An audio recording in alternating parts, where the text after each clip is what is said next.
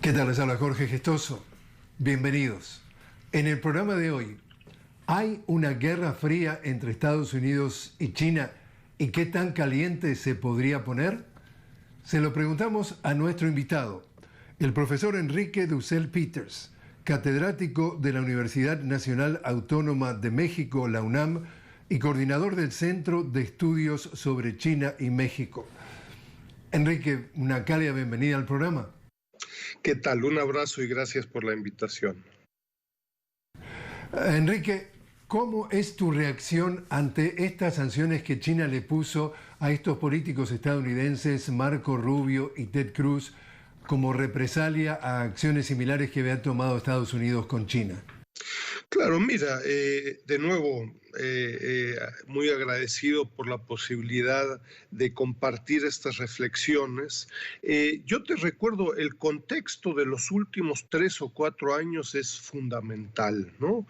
Yo coordino la Red Académica de América Latina y el Caribe sobre China. Tenemos más de 600 miembros y venimos desde el 2012 trabajando muy puntualmente sobre la relación de América Latina con China y esta nueva relación triangular que se ha venido dando crecientemente entre Estados Unidos, China y América Latina. Un par de conceptos y aspectos de los últimos 3 o 4 años son fundamentales.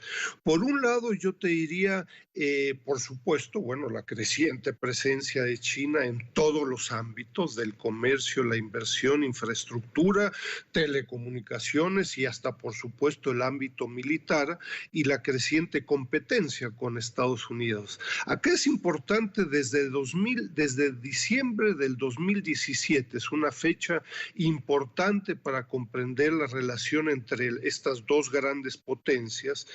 En diciembre del 2017, la nueva, en su momento, administración Trump define este concepto de la competencia entre grandes potencias, en inglés Great Power Competition, ¿no?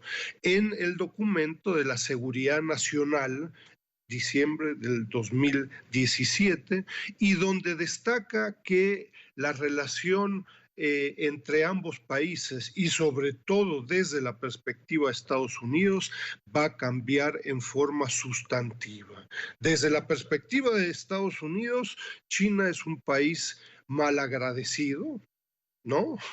¿Por qué? Porque China no cambia según las expectativas de la administración Trump y sobre todo en términos políticos y en términos económicos. Es decir, China en las últimas décadas y con este documento en las futuras décadas, China va a seguir siendo liderada por el Partido Comunista Chino y la propiedad sigue siendo en forma muy sustantiva por parte del sector público en China.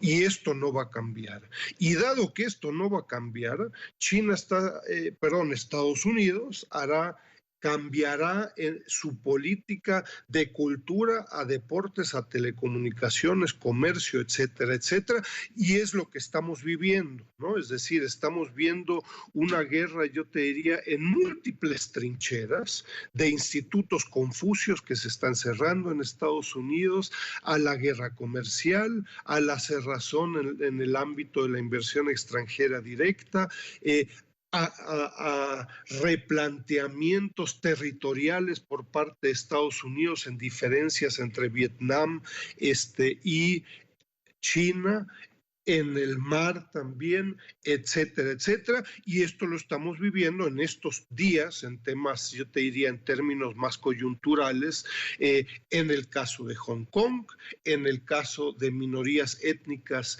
uigures en China y ojo, me temo que en el corto, mediano y largo plazo lo seguiremos viviendo en muchos otros ámbitos. El contexto, reitero, es fundamental para comprender las discrepancias y tensiones que estamos viviendo coyunturalmente hoy en día, ¿no? El profesor de la Universidad de Harvard, estoy hablando de Stephen Walt, afirma de que no es lo mismo que sucedió con la Unión Soviética cuando se vivió la Guerra Fría y justamente respecto a la relación entre Estados Unidos y China, dice textualmente, la diferencia clave es que los dos países están todavía estrechamente conectados económicamente y que esa relación está ahora bajo una tensión considerable. ¿Tu reacción? Mira, coincido en que las tensiones que estamos viviendo actualmente entre estas dos grandes potencias económicas, también crecientemente militares, aunque hay una supremacía militar por parte de Estados Unidos todavía en la mayoría de los ámbitos, aunque China está cerrando estas brechas en forma importante. Es cierto que existen conexiones, vínculos entre ambas economías. Hasta el 2017, yo te recuerdo, China era el principal socio comercial de Estados Unidos y Estados Unidos era el principal socio comercial de China, 2017. Esto, sin embargo, está cambiando rápidamente. Los vínculos siguen siendo muy profundos, pero crecientemente estamos hablando o se está imponiendo este concepto del desempotramiento, es decir, el decoupling en inglés, ¿no? Es decir, las dos economías están crecientemente regionalizando sus cadenas globales de valor y están crecientemente también haciendo un esfuerzo de no depender de China o de Estados Unidos respectivamente. El ámbito más claro es probablemente el de las telecomunicaciones, donde la administración Trump está haciendo un enorme esfuerzo de no depender de lo más desarrollado y lo más barato en telecomunicaciones de la 5G, que es la empresa Huawei, y están haciendo un enorme esfuerzo de que las telecomunicaciones estadounidenses, incluyendo las militares, pero también las civiles, no dependan de esta empresa. Y Huawei, por cierto, pues está haciendo todo un esfuerzo tecnológico y de innovaciones para que sus productos y servicios no dependan de los insumos estadounidenses, ¿no? Entonces es muy probable que en los próximos años este esfuerzo de desempotramiento, de desvinculación, sea crecientemente profundo y eso afectará sin lugar a dudas a las economías latinoamericanas, ¿no? Enrique, te invito a hacer una pequeña pausa. Estamos conversando con el profesor Enrique Dussel-Peters, catedrático de la Universidad Nacional Autónoma de México, la UNAM, y además coordinador del Centro de Estudios sobre China y México de la UNAM, sobre si realmente existe una guerra fría entre Estados Unidos y China y cuán caliente se podría poner. Ya volvemos.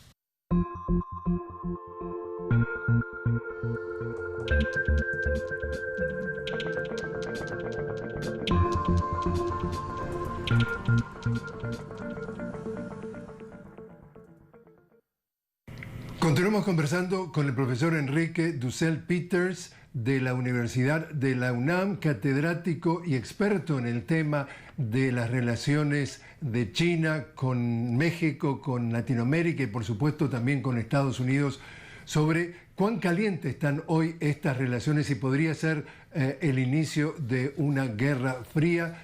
Enrique, el presidente Trump ha hecho del tema China un tema importante de su campaña presidencial. Estamos apenas a 100 días de las elecciones presidenciales. Tanto es así que lo culpa, entre otras cosas, por ser responsable de la pandemia del coronavirus. ¿Tú dirías que China podría jugar un papel central a la hora de que se sigan acercando las elecciones? Mira, todo indica efectivamente de que China jugará un papel importante en las siguientes semanas y en los siguientes meses, hasta noviembre del 2020. En la estrategia probablemente del presidente Trump de echarle la culpa a buena parte de los problemas de Estados Unidos a la República Popular China, ¿no? El famoso,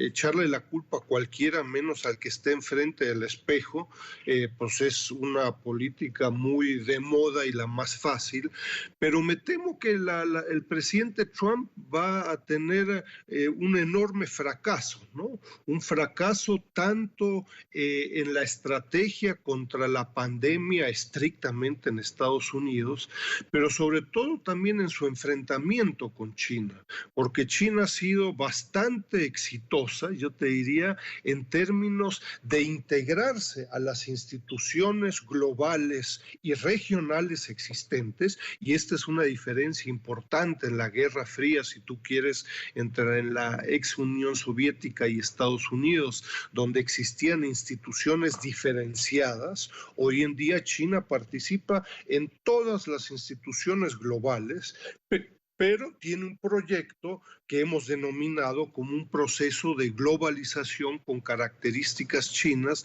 donde China crecientemente genera sus propios contenidos y sus propias instituciones en términos de relación sur-sur, de cooperación con África, con Asia, con América Latina, pero también crecientemente distanciándose con Estados Unidos, ¿no? Entonces me temo que para Trump, si uno quiere, el viejo rico del pueblo, le será crecientemente difícil justificar los fracasos económicos y de salud y buscarle echarle la culpa al nuevo rico del pueblo, que es la República Popular China, ¿no? Como tú has visto, a nivel de encuestas, las preferencias o los niveles de aprobación del presidente Trump vienen en caída libre, tanto es así que estamos con unos de 10 a 20 puntos de ventaja de Biden sobre Trump. En materia de manejo de la pandemia, realmente hay 20 puntos de diferencia en lo que tiene que ver con los niveles de aprobación de su gestión. Llega solamente al 39%, de acuerdo a la última encuesta de ABC y de Washington Post. ¿Qué podría cambiar, si podría cambiar algo la relación de Estados Unidos y China si llegara a la presidencia Joe Biden? La expectativa con un nuevo gobierno ya entrado en vigor después de las elecciones de noviembre del 2020, en enero del 2021, es muy probablemente que las formas cambien, ¿no? Es decir, de que la relación entre China y Estados Unidos con un grupo de asesores, secretarios, la relación sea más directa, menos chantajes, menos acusaciones, etcétera.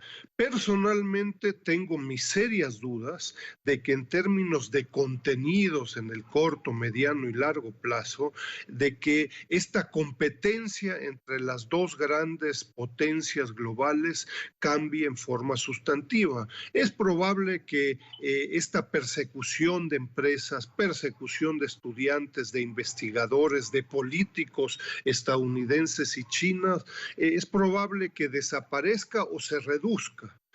Sin embargo, con base en los trabajos que hemos venido haciendo, la preocupación fundamental, profunda, uno diría, del aparato productivo estadounidense y de sus empresas es que la competencia china en múltiples sectores de alta tecnología y de mucha innovación, la competencia china ha logrado ya superar en muchos casos a las empresas chinas o están prácticamente al mismo nivel. Y esta es la preocupación del aparato productivo estadounidense, ¿no? En el caso de los pocos días que faltan, decimos que estamos apenas a 100 días, ¿podría China hacer alguna jugada que pudiera tener algún impacto a favor o en contra de Trump en las elecciones? ¿Anunciar algo? A mí me parece que eso sería muy contrario a lo que el presidente Xi Jinping viene haciendo desde 2012, 2013, ¿no? Es decir, sorprendentemente, Xi Jinping y China son probablemente los más interesados en mantener el status quo global, del cual, por cierto, China se ha beneficiado enormemente desde finales de los 70s. Y nunca, a ver, nunca digas nunca, como dicen, pero desde los inicios de la administración del presidente de Xi Jinping, ha sido muy contrario a jugadas e intervenciones por parte de China en terceros países y mucho menos en Estados Unidos. Enrique, te invito a hacer otra pequeña pausa. Estamos conversando entonces con el profesor Enrique Dussel Peters desde Ciudad de México, es catedrático de la Universidad Nacional Autónoma de México, la UNAM, y también coordinador del Centro de Estudios sobre China y México. Y cuando regresemos hablaremos sobre la relación de China con nuestra América Latina. Ya volvemos.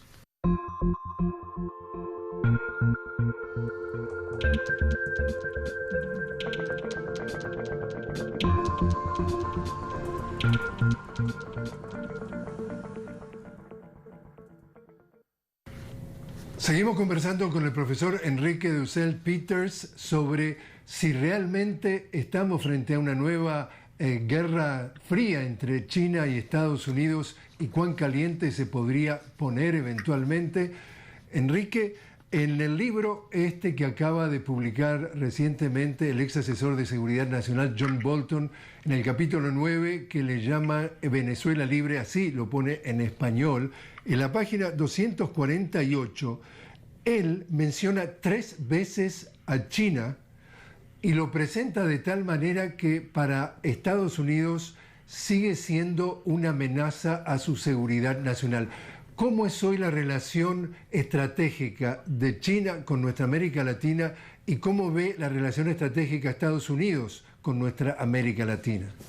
Claro, mira, yo destacaría una perspectiva latinoamericana. Podríamos acá hacer varios programas sobre una perspectiva china, una perspectiva estadounidense y de nuevo una perspectiva latinoamericana sobre esta nueva relación triangular, concepto que hemos venido destacando en los últimos años, que es un triángulo amoroso complicado, como muchos de estos triángulos, ¿no? Pero hablando en términos un poco más en serio, yo te diría América Latina, los países de América Latina, tenemos que tomar mucho más en serio la relación con la República Popular China, ¿no?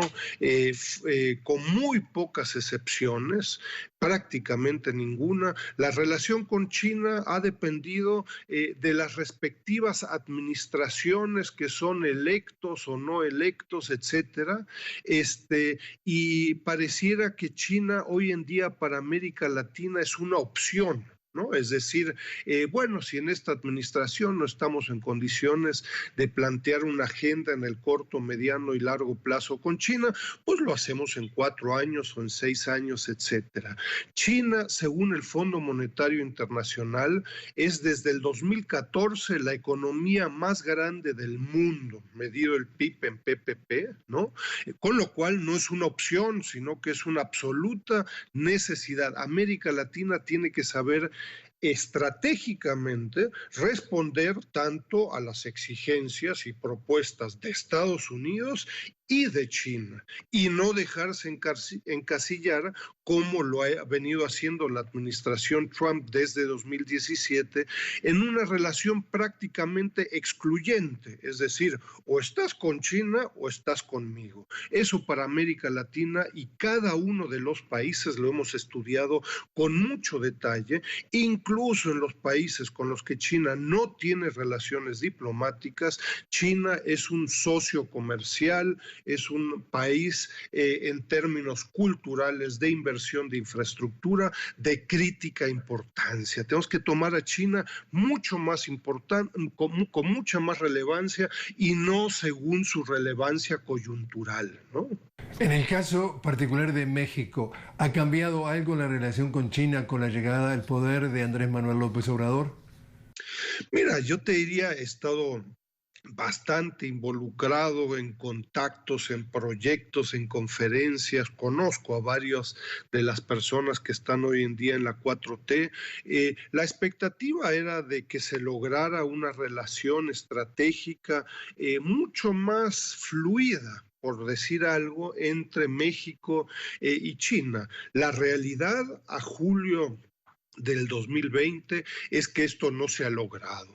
No se ha logrado, por un lado, también ante los chantajes de la administración Trump, tampoco se ha logrado porque, en fin, para el caso de México, desde que tenemos conocimiento y estadísticas, la relación con Estados Unidos sigue siendo por mucho la más importante, pero China, por cierto, es el segundo socio comercial de México desde hace más de 15 años.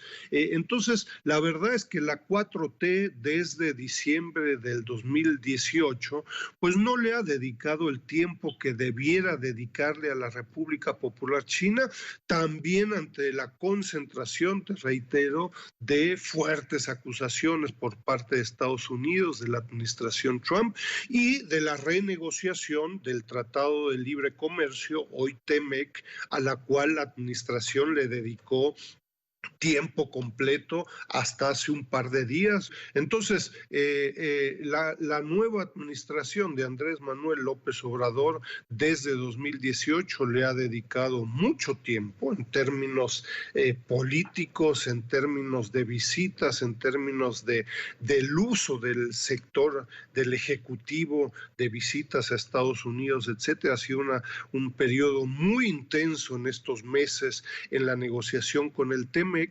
La expectativa es que desde la implementación del TEMEC, ahora en julio del 2020, México le pudiera dedicar un tiempo parecido a la República Popular China, que de nuevo es la economía más grande del mundo y el segundo socio comercial de México desde 2003, hace más de 15 años.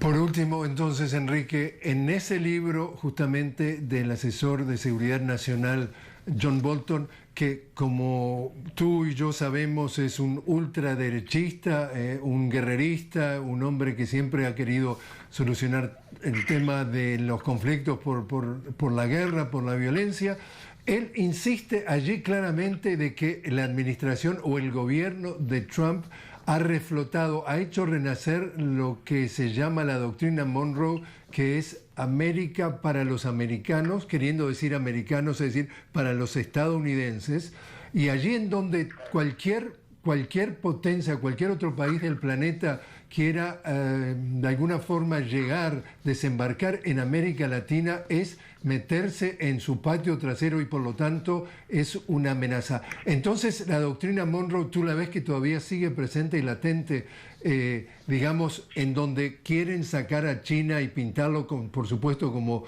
la última cosa del planeta, que es un peligro entrar en relación con China. Mira, recuerdo ahí hablando de la doctrina Monroe, hay clásicos y queridos amigos, Gregorio Seltzer, ¿no? Hace décadas que probablemente los más jóvenes no conozcan, pero que le dedicó mucho tiempo de su vida al tema de esta doctrina Monroe.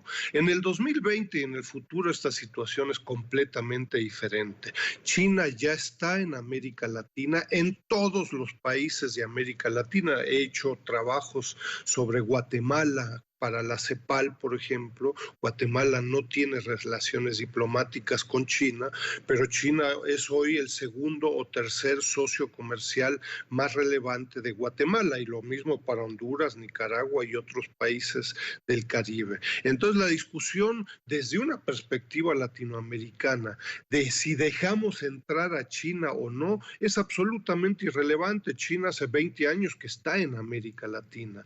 Entonces, no se trata de si me voy a casar con Estados Unidos o con China, sino que, de nuevo, invito a este concepto de nuevas relaciones triangulares. China está invirtiendo, comerciando, realizando proyectos de infraestructura, haciendo eventos deportivos, culturales y de otra índole con América Latina. América Latina en forma estratégica, ojalá e inteligente, con conocimiento de Estados Unidos y China, tendrá entonces que tomar medidas de diferente índole con ambos países, Estados Unidos y China.